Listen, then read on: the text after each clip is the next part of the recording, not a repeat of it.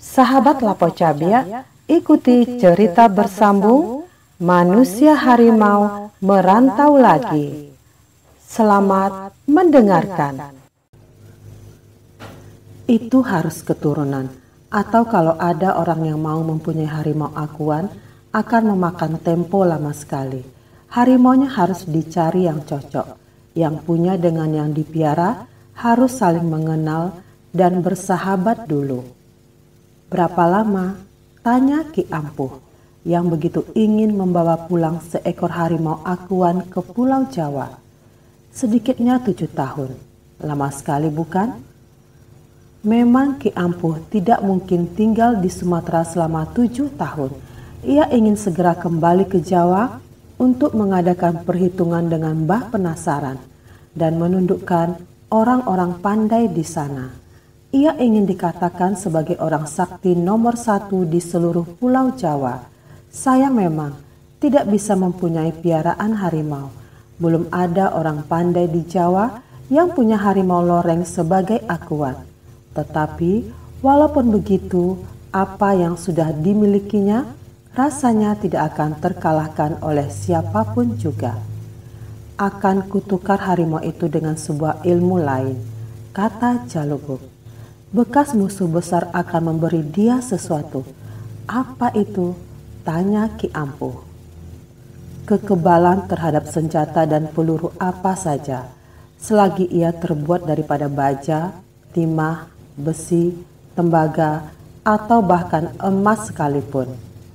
Ki Ampuh bagaikan hendak melompat. Kekebalan. Banyak orang di Jawa yang punya ilmu kebal, tetapi kebanyakan daripada mereka hanya kebal setengah-setengah, tidak sebenar-benarnya tahan segala peluru dan senjata. Pantangannya Jalubuk, jangan sampai peluru itu mengenai satu bagian pada tubuhmu. Kalau itu kena, maka akan mati jugalah kau. Jalubuk lalu membisikkan apa bagian yang tak boleh kena tikam dan dilanggar peluru itu.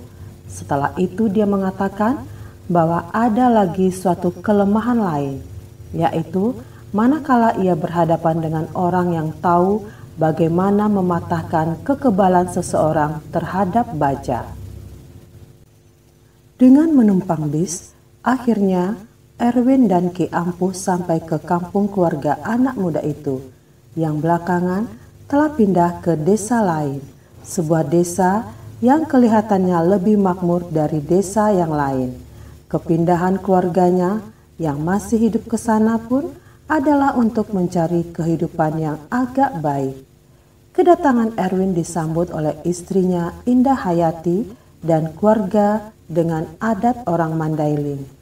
Erwin dan pendatang dari Jawa itu diupa-upa dan ditepung tawari. Hampir segenap isi kampung turut merayakan, karena yang datang itu diketahui sebagai orang pandai ilmu dari Jawa. Mereka selalu menghargai orang-orang pandai. Siapa tahu barangkali bisa dijadikan tempat berguru. Bagaimanapun jahatnya Ki Ampuh dulu, ia jadi sangat terharu mengalami sambutan yang begitu hangat. Ia dielu-elukan. Orang bersorak sebagai menyambut pahlawan baru kembali dari medan perang. Bikinlah kampung ini sebagai kampung tuan sendiri, kata seorang tua. Ia bicara dalam bahasa Indonesia, namanya Sutan Naparas. Ki Ampuh membungkukkan badan dan mengucapkan terima kasih. Tanpa disadarinya, air mata membasahi pipinya. Begini baiknya orang-orang kampung yang amat sederhana ini. Orang-orang yang tidak mengenal gejolak lincah dan penuh akal bulus dan tipu muslihat sebagian dari penduduk kota. Sutan Naparas meminta kepada Ki Ampuh untuk memperlihatkan beberapa ilmunya untuk dikagumi. Ki Ampuh dengan merendah diri menjawab bahwa sebagai tamu ia akan menurut keinginan tuan rumah. Tetapi hendaknya dalam lingkungan terbatas saja, karena ilmu kepandaian begitu kurang baik dipertontonkan kepada orang banyak, seolah-olah mau menyombongkan diri. Sultan Naparas setuju dan senang dengan jawaban tamu itu, dan dalam hati ia beserta banyak orang kampung segera bersimpati pada Ki Ampuh. Pada malam itu, 13 orang terkenal mempunyai kepandaian tinggi atau lumayan di kampung itu bersama Ki Ampuh pergi ke suatu lapangan di luar kampung. Di sekitar lapangan dipasang obor, karena lampu kuno inilah yang paling serasi untuk maksud yang begitu. Suasana gembira tetapi mencekam. Orang-orang itu semuanya bertanya dalam hati, bagaimanakah kepandaian orang dari Jawa ini, dan ingin sekali mempersaksikannya. Sultan Naparas membuat kata pembukaan, sekali lagi menyatakan mendapat kehormatan kedatangan tamu seperti Ki Ampuh. Kata Sultan Naparas, "Nama Tuan sudah lama berkumandang di Sumatera ini, sampai-sampai ke kampung yang jauh terpencil dan masih sangat terbelakang jika dibandingkan dengan kemajuan di Jawa. Entah malaikat mana yang telah berbaik hati menyebabkan Tuan sudi datang kemari bersama anak, kemenakan, dan saudara kami, orang muda Erwin yang masih hijau dalam ilmu duniawi dan juga gaib. Kami yang hadir ini ingin mendapat petunjuk dan ajaran dari Tuan, agar dalam hidup kami menjelang dipanggil yang empunya bisa membela diri dari kejahatan apa dan siapapun. Entah dia jin, setan, hantu, hewan, atau bahkan manusia. Yang paling kami khawatirkan ialah dari sesama manusia. Heran memang hidup di dunia ini. Permusuhan bahkan paling banyak terjadi di antara sesama manusia. Seringkali dari mereka yang tidak kita sangka, orang yang kita sangka kawan, tetapi kiranya seorang insan yang hendak menghancurkan kehidupan kita. Ini terjadi di Sumatera, mungkin di Jawa yang sudah lebih tinggi ilmunya dalam segala bidang dan jenis, tidak lagi seperti kami yang masih bodoh ini. Dan kami berbesar hati karena Tuan telah sudi mengabulkan permintaan kami, suatu pertanda bahwa Tuan berhati lapang dan tidak ingin menguasai suatu ilmu untuk akhirnya dibawa bersama ke liang kubur. Sebagaimana orang hidup hendaknya punya keturunan, maka sebaiknya lah ilmu yang baik juga hidup sepanjang masa. Memang dunia kian maju, sementara ilmu gaib adalah pengetahuan kuno, tetapi bagaimanapun ia masih mempunyai tempat dan seringkali amat dibutuhkan oleh manusia. Ki Ampuh menyambut, "Saya tak menyangka tuan-tuan seramah tamah ini. Saya sangat terharu dan mengucapkan terima kasih. Kepandaian saya kalau mau dinamakan kepandaian tidak artinya dibandingkan dengan ilmu tuan-tuan. Tetapi karena tuan-tuan meminta, saya akan memenuhi. Kalau ada yang salah dan janggal, mohon dimaafkan. Kalau ada yang dapat tuan-tuan pakai, akan saya turunkan." Yang hadir senang mendengar kata-kata Ki Ampuh. Alangkah rendah hati pendatang ini. Rupanya orang-orang pandai di Jawa itu tidak sombong dengan kepintaran mereka. Ki Ampuh memperlihatkan beberapa jurus silat yang dikuasainya, berlainan dari kepintaran orang-orang di desa itu.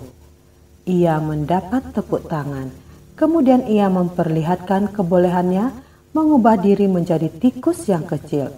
Para hadirin semua sangat kagum. Setelah itu, ia membesarkan diri, perlahan-lahan sehingga hampir sebesar manusia. Orang-orang desa kagum dan terkejut. Hebat nian kepandaian Ki Ampuh ini. Mereka mengenal harimau akuan, orang mati jadi harimau, mengenal manusia harimau, mengenal harimau jadi-jadian. mengetahui juga tentang binatang-binatang berbisa yang dapat disuruh. Tetapi melihat manusia menjadi tikus biasa sehingga tikus raksasa, baru sekali itu selama hidup mereka. Mata Ki Ampuh yang menikus besar itu seperti memancarkan api, dan ia berkata dalam wujudnya sebagai tikus itu, "Hanya inilah kemampuanku kawan-kawan," katanya. "Yang hebatlah dia ini," kata para hadirin sesama mereka. Tak lama kemudian Ki Ampuh mengubah dirinya kembali seperti manusia. "Apa kegunaan ilmu yang tak ada pada kami itu, Ki Ampuh?" tanya Sutan Naparas. "Kita bisa memasuki rumah siapapun melalui lubang kecil yang dapat dilalui tikus, dan setiba di dalam kita dapat melakukan apa yang kita kehendaki." Para hadirin saling pandang. Ilmu itu memang hebat, tetapi apakah ada gunanya untuk maksud-maksud baik? Ki Ampuh seperti tahu bahwa para hadirin curiga tentang kegunaan ilmu menikus dan masuk rumah atau kamar itu. Maka buru-buru ia menjawab, "Kalau sekiranya ada keluarga yang sakit keras mendadak sewaktu tidur di kamar sedangkan pintu terkunci, maka kita tidak usah mendobraknya. Kita masuk ke dalam seperti seekor tikus, di dalam jadi manusia lagi dan membuka pintu. Begitu juga halnya kalau ada kawan atau keluarga yang mau bunuh diri dengan mengunci pintu kamarnya." Para hadirin mengangguk-angguk, entah apa maknanya. Mendadak semua orang yang ada di sana, termasuk Ki Ampuh dan Erwin, agak terkejut melihat kedatangan satu makhluk yang tidak mereka undang. Jalubuk dengan wajah manusia tua tetapi ganteng, bermisai putih dan bertubuh harimau. Ada di antara mereka yang mengenal dan pernah melihatnya di masa hidup atau setelah ia mati dan bangkit lagi dari kuburnya. Tetapi ada juga yang baru mendengar cerita, belum pernah melihat kenyataannya. Ia tidak menggabungkan diri dengan penonton, berdiri sendiri di seberang mereka. Ki Ampuh menghentikan pertunjukannya, sementara Erwin buru-buru mendapatkan ayahnya. "Ayah," kata Erwin, lalu memeluk manusia harimau itu. Melihat itu, Ki Ampuh juga segera bergerak menyalami Jalubuk. Orang-orang lainnya heran melihat tamu ini sudah mengenal Jalubuk. Mengetahui keheranan orang banyak itu, Jalubuk bicara, "Mungkin ada di antara kalian yang belum tahu, kami sudah berkenalan di Jawa." "Tuan sudah ke Jawa?" tanya orang banyak itu. "Benar, coba-coba melihat negeri orang," sahut Jalubuk. "Dan beliaulah yang membawa saya kemari," kata Ki Ampuh.